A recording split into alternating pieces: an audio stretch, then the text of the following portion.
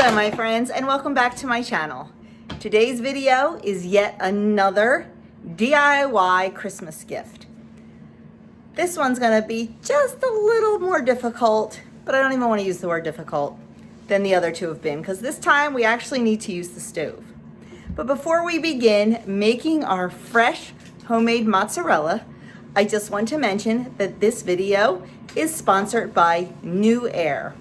New Air reached out to me once again and asked if I would try out their new design of their 28 bottle dual temperature zone wine cooler. Well, having a husband that absolutely loves wine, it was a no-brainer for me. So I am teaming up with New Air once again. So thank you so much, New Air, for sponsoring this video. And what goes better with wine than cheese? That's why today we are making some fresh homemade mozzarella. It will make a fantastic Christmas gift. You can put it with a nice baguette and maybe some roasted peppers and just a nice little gift basket. And honestly, it's not hard to make. So let's take a look at this wine fridge, and then we're gonna get started on that mozzarella. So this is the wine cooler that New Air sent to us.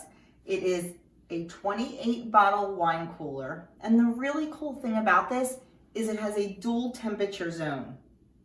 The top goes up to 54 degrees. The bottom goes to 60 degrees. That way you can put your white wines at a cooler temperature, your red wines at a warmer temperature. The racks are adjustable, so you can fit in different size bottles. We mostly have your standard size wine bottles, but we do have one that's a Magnum right now. It fits beautifully on the bottom.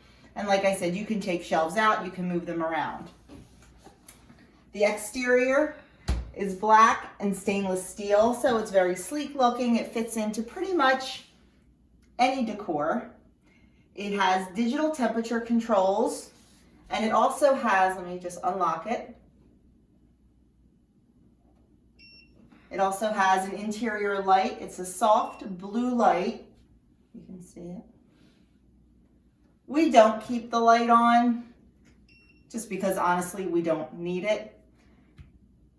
The door is double pane glass, which is perfect for your wine because the sunlight does not get in. It is UV protected and it keeps your wine much fresher. Same with the light. It is a soft LED light, so it will not harm your wine. It protects it from the harmful UV rays with the double pane glass and the soft LED light. The temperature adjusts digitally up and down for the top and for the bottom. It is very quiet. It is compressor cooled and you cannot hear it. Even when the compressor kicks on, it is very, very quiet. So there you have it.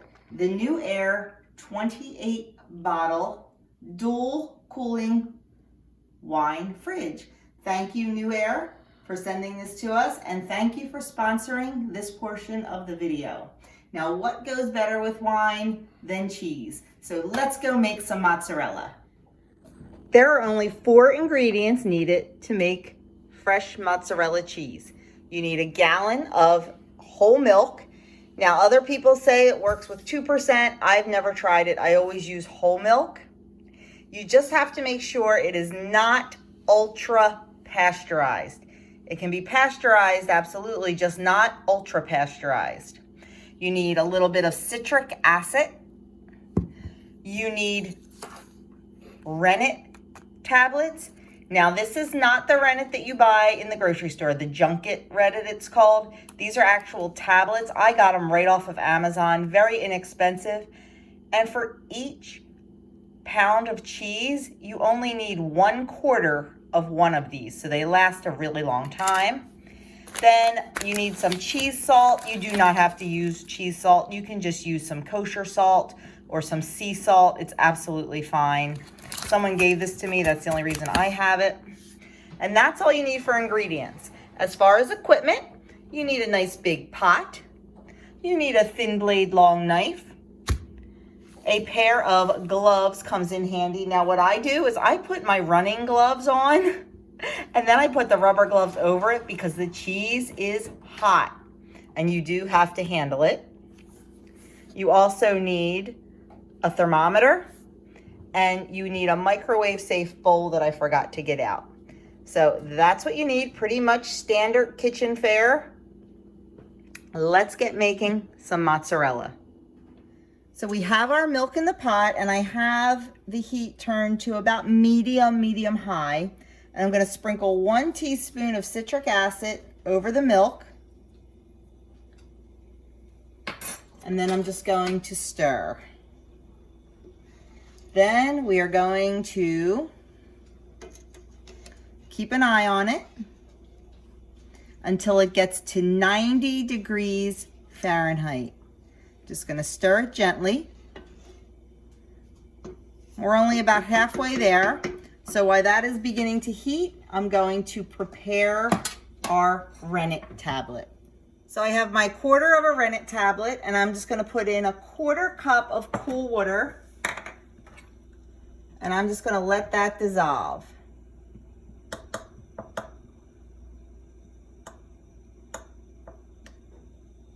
I'm just gonna set it aside, let it do its dissolve thing, and keep an eye on this milk.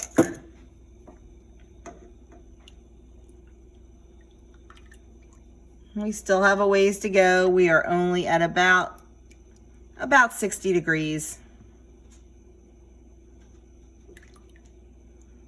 So we'll be back when that gets close. Turn it off. Okay, we are at 90 degrees. So what we are going to do is turn the heat off, take a slotted spoon, and pour our rennet tablet right over the slotted spoon.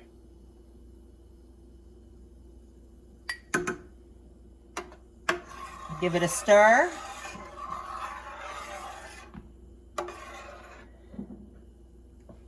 We are going to cover the pot with a lid. And we are going to let it sit for 8 to 10 minutes. We will be back in 10 minutes to see what we have. Okay, it's been 10 minutes, and as you can see, it's kind of like gelatin. So then what we're going to do is we're going to take a thin blade long knife, put it down and make sure you're going all the way to the bottom. And you're just going to make cuts, and we're going to make a grid pattern.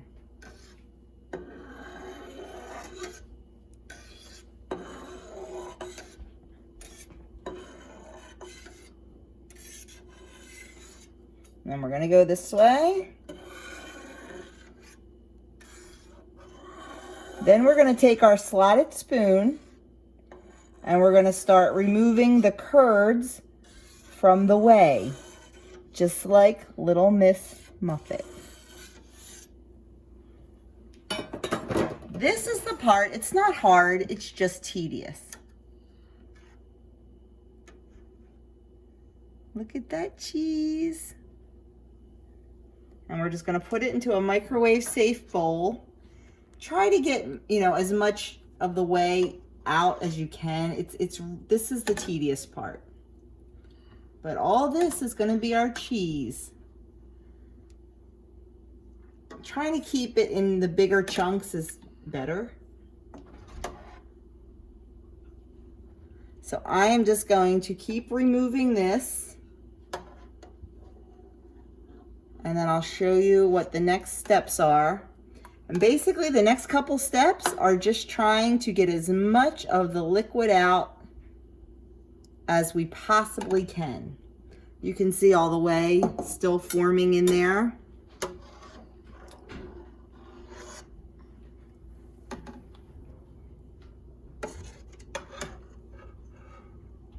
But I will be back to show you when I get this all done, because you don't have to watch me do all of this.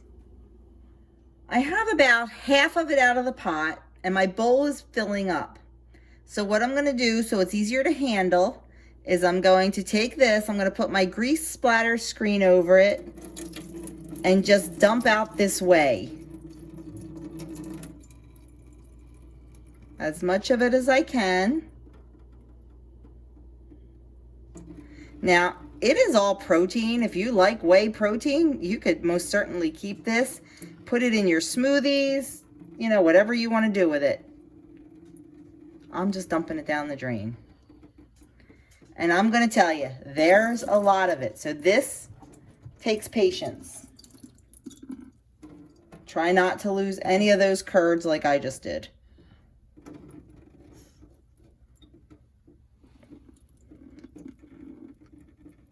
So once I get most of the way out of this,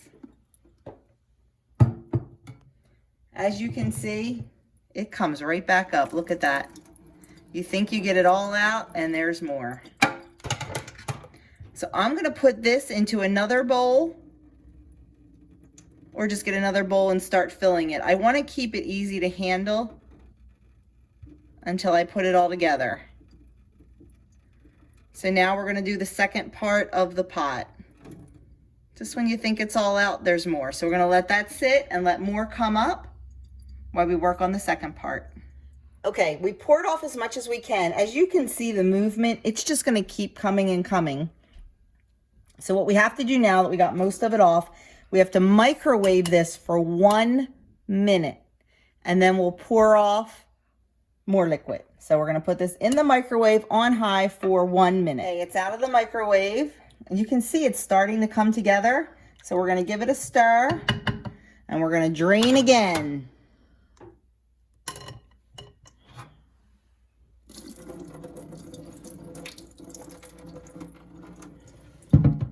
Get a better grip on it here with my wet hands.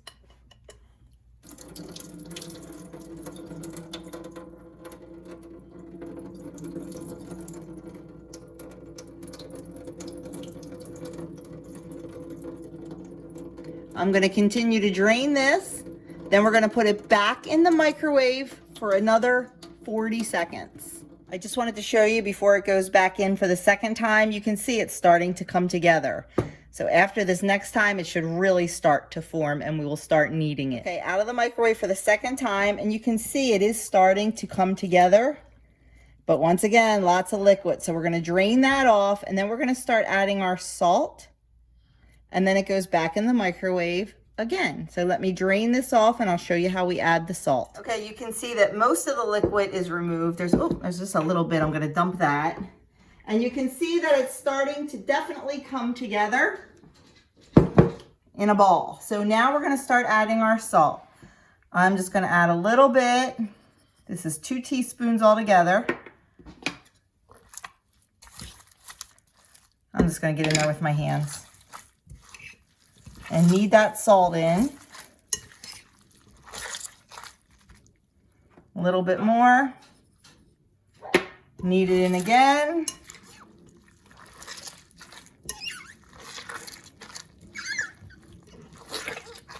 And then the last bit. And knead it in again. And then this is going to go back into the microwave,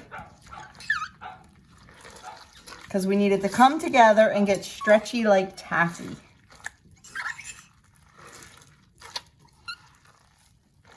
So we're going to put that right back in for another 45 seconds. Okay. I microwaved it a couple more times because it was just still too wet. Now we're really starting to get somewhere. So don't be afraid to microwave it a little bit more if you have to, until it's nice and dry and it gets stretchy. See how stretchy this is? Look at that. That's what we want. We want stretchy. So what we're going to do is we're just going to keep kneading it and working it and stretching it. See how it's stringy? That's exactly what it's supposed to look like. So don't be afraid to microwave it a few more times. Now I'm just going to put a direct link to the website I use for this recipe when I put it on my website. And like I said, you know, I think she only microwaves hers 1 or 2 times. I'm certainly going to do it Or you can certainly do it several more times like I did. You have to be patient.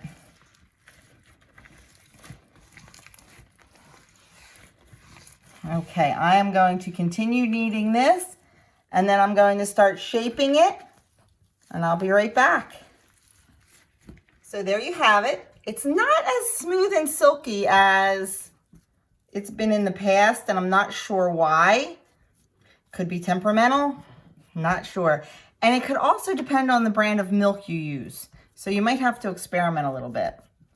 But there is our nice little log. And now what we're gonna do is we're gonna place it right into an ice bath. I know, we spent all that time getting all the water out, and that is key, is getting that liquid way out of there. Spent all that time, now we're sticking it back in water. So we're gonna let this sit for 5 minutes, and this just firms it up, and then we'll pull it out and take a look. Okay, it's been 5 minutes, so we're gonna take it out. You can see how it firmed up. I'm just gonna towel it off a little bit. Like I said, usually it's a little smoother than this. Not sure what my issue was, but let's see how it tastes. Oh, you know what I want to do first? Just out of curiosity.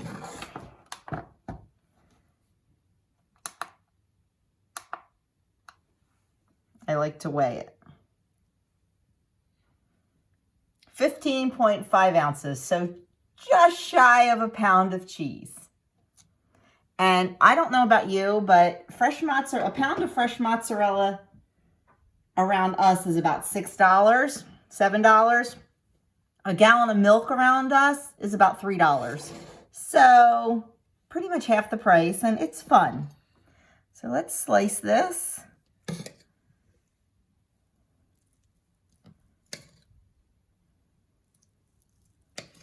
Look at that. There we go.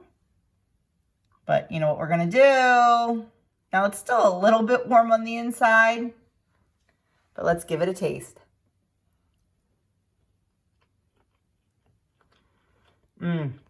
Very good. My cameraman has a handout. It is very good. I will tell you, do not skimp on the salt, because mozzarella without salt in it is yucky. I know that because we've accidentally bought it before. So make sure you put the full 2 teaspoons, maybe even a little bit more in, but it is delicious. So you could make a nice log of mozzarella cheese, wrap it up in some pretty cellophane, put some roasted red peppers and maybe a baguette, make a great little Italian basket with your favorite bottle of wine. Lord knows you saw the wine cooler that New Air sent us. We have the wine in our house. And the funny thing is, Doug's the only one that drinks it. But, you know, it is what it is. So you could make a fantastic homemade gift with a log of fresh mozzarella. What a cool gift to get. Like, that is, in my world, I think it's a very unique gift. And from start to finish, 30 minutes. Could be a little intimidating. I get that. But honestly, it's not that hard. Like I said, usually it'll come out a little smoother, but you know what? I think it just looks homemade. When it looks like this, it just looks homemade. So, what do you think? There it is, our homemade mozzarella. So thank you so much for watching this 3rd video in our DIY Christmas gift series. And thank you again to New Air for sponsoring this video.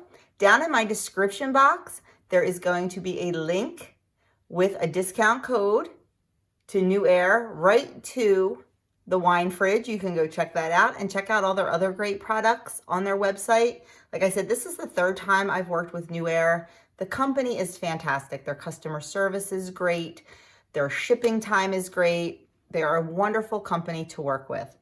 So I highly recommend them. If you are in the market for a wine cooler, it makes a great Christmas gift. Definitely go and check it out. Get a bottle of wine, make a log of mozzarella, and there you go. So thank you so much for watching. Leave me a comment down below. Let me know if you have ever made this or if you think you might give it a try. I also have the supplies you need, the rennet tablets, linked in my Amazon store. And I think it's under food or cooking. I'm not sure what it's under. I'll have to double check. But it is linked in my Amazon store. And the citric acid you can get on Amazon, or you can just pick it up right in the canning department of any grocery store or Walmart or Target or whatever. So just make sure you don't use the grocery store rennet because it will not work. It's not strong enough. So once again, thank you for watching, and I will see you in video DIY number 4 very soon.